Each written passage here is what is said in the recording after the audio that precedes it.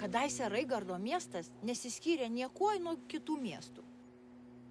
To miesto gyventojai labai daug prisgrobė turtų iš karų ir iš plėšikavimo.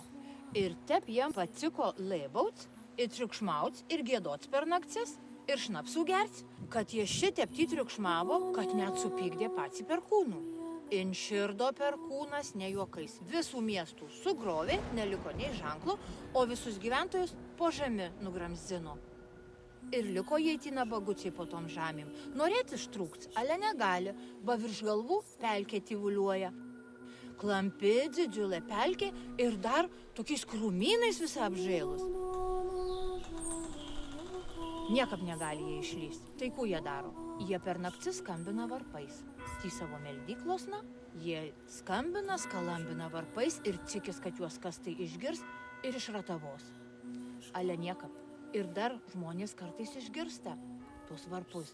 Kažkur labai toli skambant. Ale nieko pamačyti negali. O tų gyventojų ašaros dar ir šiandien sūriais šaltiniais teka iki pat Druskininkų. Iš niekur kitur, iš Švendubrės.